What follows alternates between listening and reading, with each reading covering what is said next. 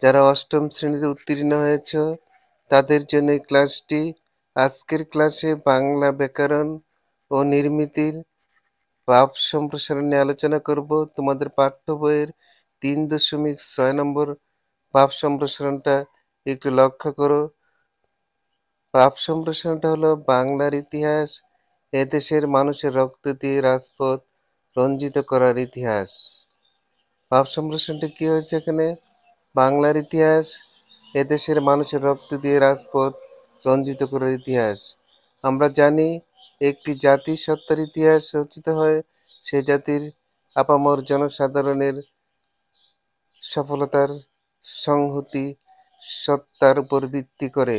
ঠিক তেমনি বাংলাদেশের স্বাধীনতার ইতিহাসও একটি সংহতি, পরিচয় এবং ভাষার মাধ্যম নিয়ে সৃষ্টি হয়েছিল সংগ্রামের। এই জাতির ইতিহাস সুদূর প্রসার ইতিহাস। এ জাতি রক্ত দিয়ে স্বাধীনতা অর্জন করেছে।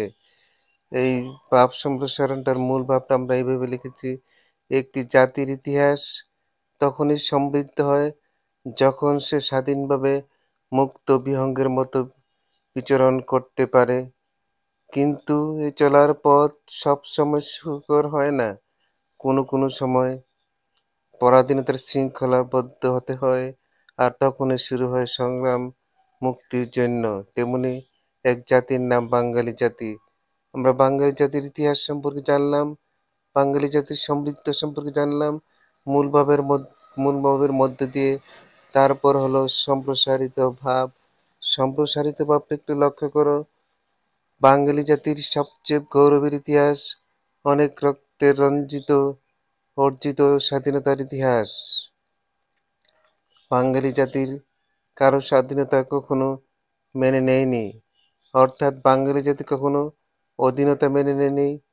অন্যায় শোষণের বিরুদ্ধে বাঙালির অবস্থান চিরকালই ছিল বজ্র কঠিন। তাই এখানে বারবার বিদ্রোহের আগুন জ্বলেছে।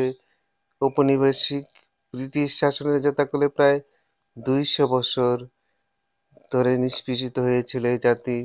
1947 সালে সেই যাতাকল থেকে এই উপমহাদেশের মানুষ মুক্তি পেলেও বাঙালির মুক্তি মেলেনি।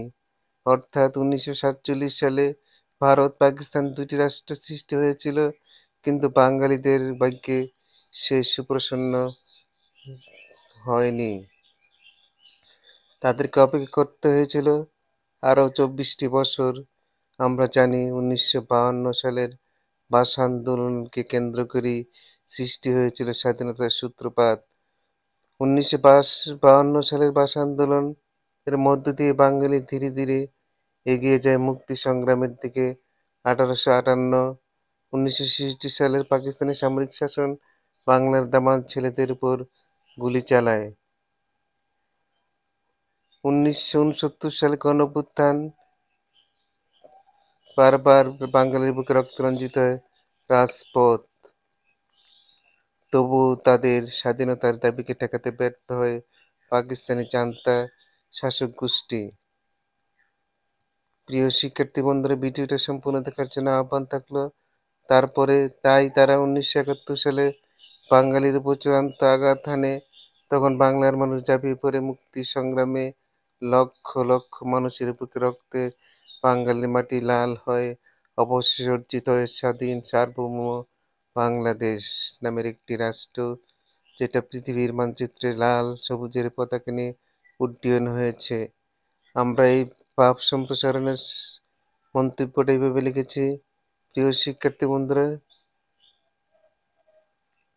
কোনো জাতির সত্তা নির্ভর করে তার স্বাধীনতার উপর। বাঙালি জাতির স্বাধীনভাবে বসবাস করার জন্য সংগ্রাম করেছে, তার সংগ্রামের ফসল হলো স্বাধীন বাংলাদেশ। প্রিয় শিক্ষার্থী বন্ধুরা, তোমাদের কাছে যদি ক্লাসটা ভালো লেগে থাকে তাহলে একটি সাবস্ক্রাইব কমানো করে আজকের মতো এখানে সমাপ্ত ঘোষণা করলাম। আল্লাহ হাফেজ। বাংলাদেশ জিন্দাবাদ।